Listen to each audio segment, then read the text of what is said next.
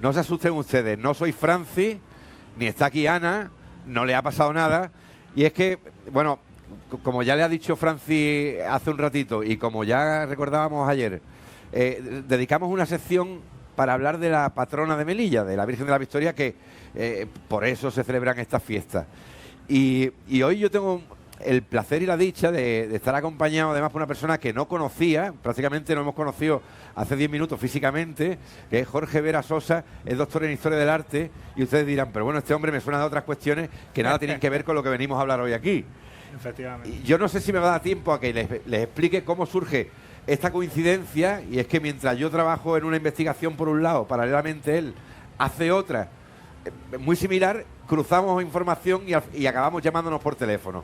Las casualidades que tiene la vida. Jorge, muchas gracias por estar aquí con nosotros esta noche, por interesarte también por la historia del arte, Sí. por la historia de la ciudad en sí. Tu labor además está muy vinculada a la parte artística y a mí es algo que me apasiona también, por tanto yo no solo agradecértelo sino felicitarte por ello. Hablaremos de tus proyectos, pero lo que más llama la atención para que la gente se sitúe, y lo vamos a hacer a través de unas imágenes que hemos conseguido, pues eso, recuperar del archivo de la televisión, que son unas imágenes muy antiguas, posiblemente, esto para mis compañeros que me están viendo en realización, pues sobre el primer vídeo que podemos ver, posiblemente si están bien datadas, serán las imágenes o la primera procesión después del parón. Yo sé que tú eres de Málaga, pero estás muy afincado aquí a la ciudad. Sí. Como sabrás o como sabrán todos ustedes, hubo un parón decretado por el Obispado de Málaga, además, procesional. Yo no soy capaz de entender o averiguar si afectó también a la patrona, a la congregación de la patrona. Yo diría que sí. Si fuese así, esta es la primera procesión de la nueva época de la Semana Santa o de la Semana Santa de Melilla. Esto es el año 82, vuelvo a repetir, si están bien datadas las imágenes, y posiblemente fuese junto a la iniciativa o a aquella demanda que tenía Javier Calderón desde la Congregación de la Soledad y de la Paz, este fuese el germen de las siguientes procesiones penitenciales. Digo aquel 8 de septiembre del año 1982. Y vamos a ver, ya lo que te atañe a ti, Jorge, el trono que don Paulino Plata Pareja, que es el nombre completo de este insigne ebanista, tallista, carpintero, como queramos denominarlo, tú serás ahora más concreto y conciso con la palabra, hizo para la patrona de la ciudad. Y por eso estás tú aquí, porque eres un experto en Paulino Plata. Bueno, buenas noches. Lo primero, muchísimas gracias por invitarme. Es un placer porque es un tema muy, muy interesante y creo que se puede ahondar muchísimo más en todos estos temas, y creo que están haciendo una labor estupenda, maravillosa. Paulino Plata Pareja se cruza en mi estudio de mi tesis doctoral, cuando estudio la enseñanza artística en Melilla, y él llega, sabemos que está aquí en el año 1927, que aprueba para maestro de taller de carpintería artística, se llama así, de la Escuela de Artes e Industrias, una escuela de aprendizaje que había en el Instituto General y Técnico, Escuela General y Técnica de Melilla, en la calle García Cabrelles, y luego llegar a la Escuela de Arte. Y es verdad que es interesante que hizo mucha producción de carpintería artística a todos los niveles, tanto en el taller como en su propia empresa, que tenía en la calle General Pareja 24, entre otras que puso. Y sí que quedaba pendiente su producción dentro del arte procesional. Y ahí hay... Pues este que ves es el trono que Paulino Plata Pareja talló o construyó para la patrona de Melilla. Ya se utilizó, de momento se queda en una especie de análisis o hipótesis para aquella coronación, pero ha sido transformado con el paso del tiempo. Ya aquí estamos viendo ciertas transformaciones sobre el trono original. Veremos elementos que se han desprendido, modificado, volteado, pero quería compartir contigo, bueno, porque como estaba en ese estudio de saber cuál era la producción de Plata Pareja respecto a la Semana Santa, es verdad que fue prolífico en ese sentido el Melilla, pero no fue el único.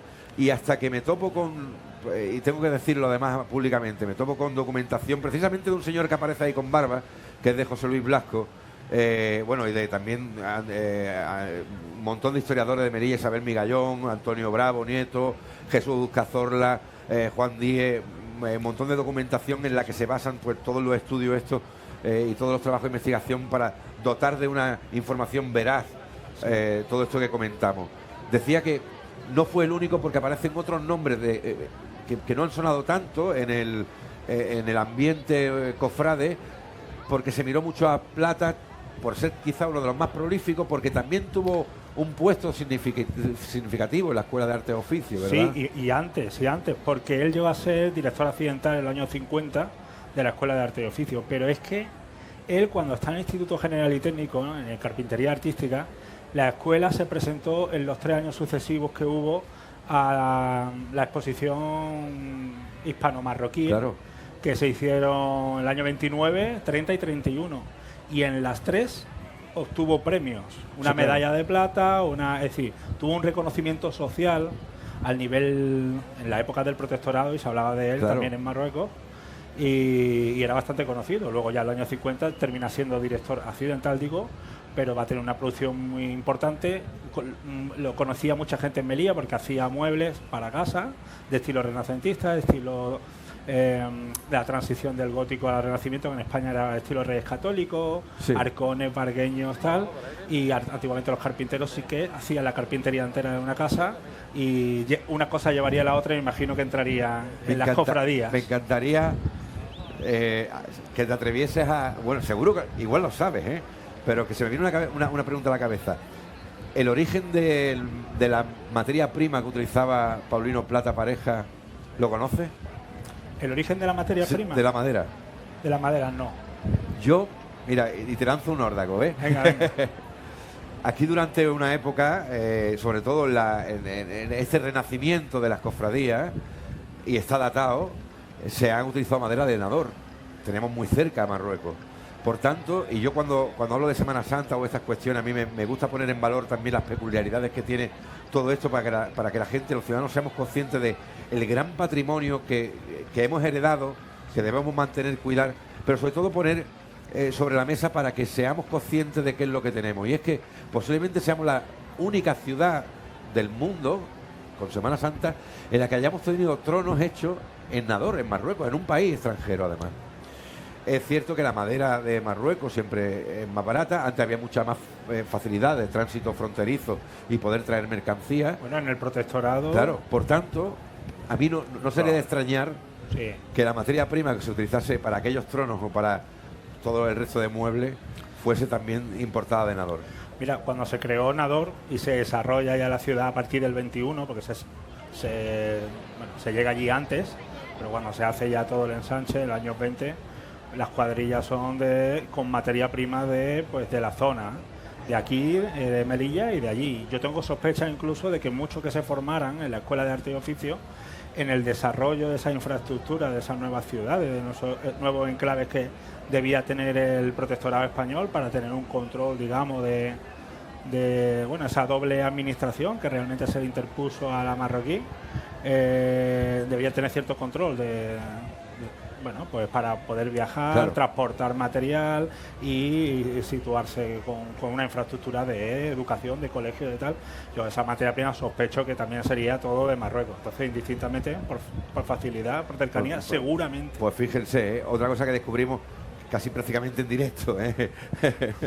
La verdad es que una sospecha, necesitaríamos realmente un contrato tal, pero sí que es verdad que sí que se puede conseguir. Claro. Yo indagando y un poco sobre la figura de Paulino Plata, he encontrado de todo, contratos de encargos de tales muebles para tales personas, muchas de ellas muy conocidas en la ciudad en entonces, los años 20, 30, 40, así sucesivamente. Ahora, haces bien en volver a nombrarlo, porque así a mí sí que me gustaría, tú tienes más confianza con él, pero a mí sí que me gustaría dar las gracias a su nieto, a Paulino Plata Cánovas, creo que el apellido, no sé si me equivoco, que fue con quien contacté y a través de él te conocí a ti, que después surgió la llamada en paralela, pero tuvo la gran amabilidad de atenderme al teléfono sin conocerme, sin saber que el majara hablando mal y pronto, que me llama aquí a preguntarme. Yo pensaba que era su padre, era su abuelo, y ya me contó la historia, me puso en contexto, y ya conocí a Jorge y pudimos avanzar sobre esto, y de ahí estas imágenes. Te decía Jorge al principio, cuando veíamos esa salida del trono, porque nos hemos enrollado a hablar en ese tema tan interesante, había varias peculiaridades. Una de ellas es que el trono, al ser un sistema de carrozas, ruedas, tenía que, y así se venía heredando desde prácticamente el origen de ese artefacto. Para salvar la escalera del Sagrado Corazón e iniciar la procesión había que poner una rampa y se ve que no tenía freno o el sistema de freno no era el suficiente y se ven como personas por delante aguantan el peso de la carroza del trono para que no provoquen accidentes. Bien, esta singularidad se repite al año siguiente, pocos años después, cuando la Virgen de la Soledad del Viernes Santo tiene que salir también, no sale a ruedas, sale a hombro, pero para salvaguardar también esos escalones se venía utilizando esta rampa, que yo recuerdo además haberla visto personalmente, y la rampa estaba profusamente adornada de romero. Y esto ya sería años después, en el 88, estamos hablando de los elementos de aquel trono, pero ya convertidos para que sea portado por hombres de trono con sus varales. Es indiscutible, y aquí no cabe otro argumento, que el peso que tenía aún este sistema era enorme, porque el herraje metálico que llevaba por dentro aquel que había que ponerle ruedas seguía manteniéndose aquí, pero para ponerle varales. Nos consta porque, bueno, pues mi padre también fue portador de la patrona, prácticamente aquí todos los melillenses hemos pasado un año u otro y siempre se ha dicho que era el rompehombres, era el trono. Sí. La peculiaridad, fíjate, ya con estas modificaciones, vamos a ver modificaciones también en los arbotantes, en esas luminarias que aparecen sobre el trono de la Virgen. Tal vez por la cámara o porque este año salió más tarde, vemos menos iluminación, vemos menos claro las imágenes, pero sí me gustaría significar que esta pieza no se ha perdido en Melilla. Han habido muchas otras que sí, incluso hemos...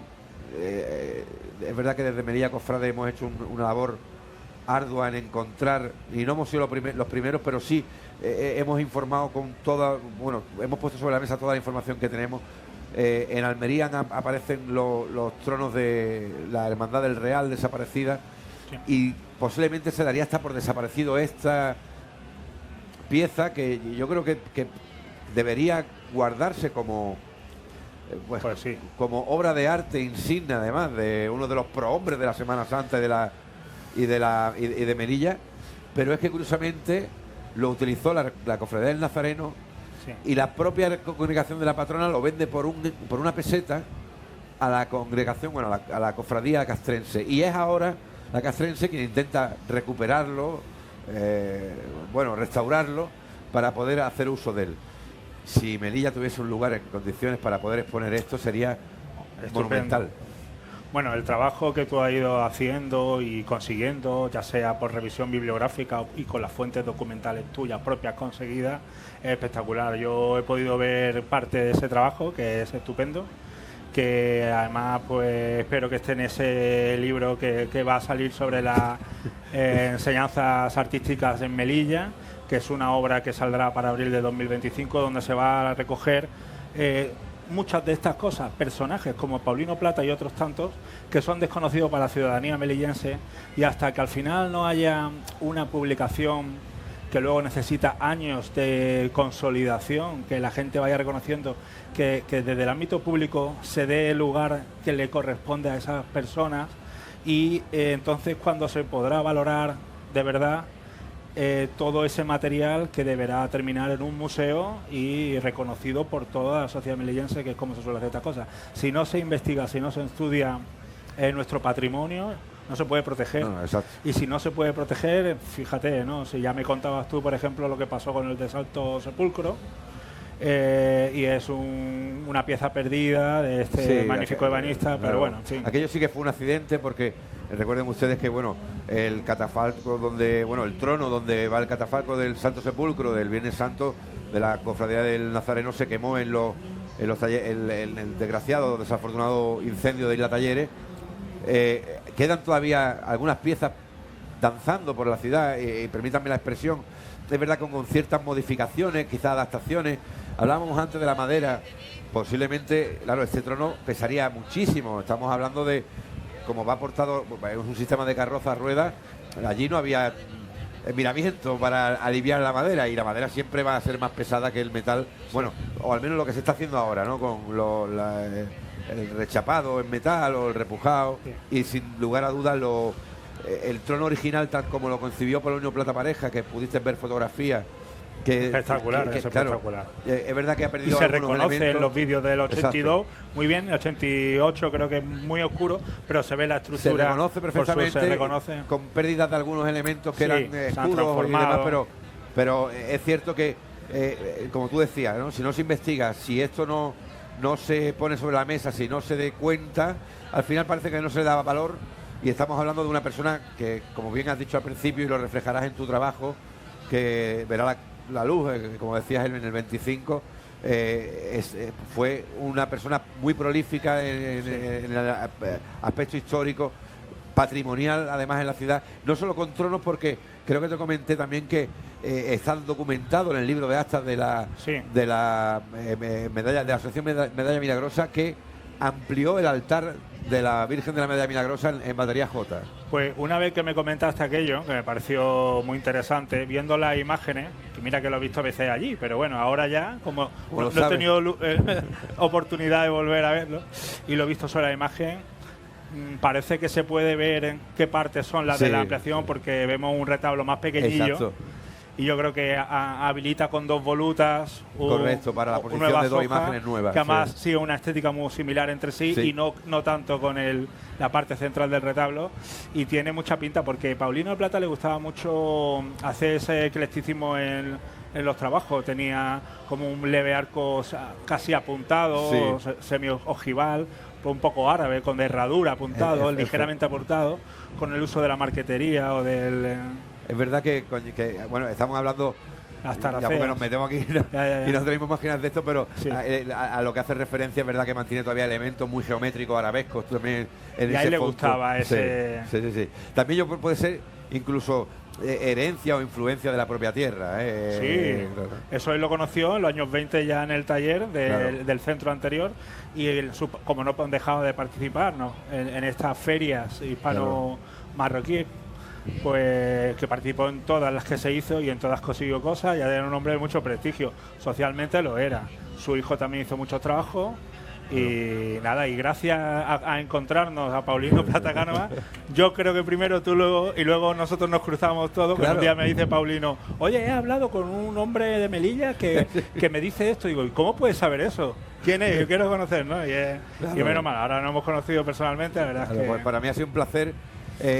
Yo creo que no tenemos tiempo para más. Hemos hablado, yo quiero agradecerte con toda la sinceridad del mundo y de corazón que nos haya cedido un huequito para estar aquí, para hablar de esta persona que merecería incluso conferencias, porque se merece Melilla, además, que consideremos el patrimonio que dejó en la ciudad. Esa es la conclusión más importante, yo creo. Y yo apostaría incluso a que muchos melillenses en su casa tienen todavía elementos diseñados, creados por Paulino Plata, y no lo saben, ¿eh? Sí, seguro. Yo estoy convencido. Entonces, si hay que defender, proteger el patrimonio, cuidarlo entre todos, y para eso es lo que decíamos, hay que investigar y publicar, y que la gente poco a poco vaya conociendo estas nuevas adquisiciones, que siempre fueron nuestras, y que si ahora son conocidas por todos, pues mejor, ¿no? Pues fíjate lo que va a decir la patrona de Melilla, ¿eh? Acabar dando una vuelta de 360 grados, encontrarnos con un doctor en Historia del Arte, cruzarnos con Paulino Plata, con llamadas telefónicas. Y yo contigo, Pedro.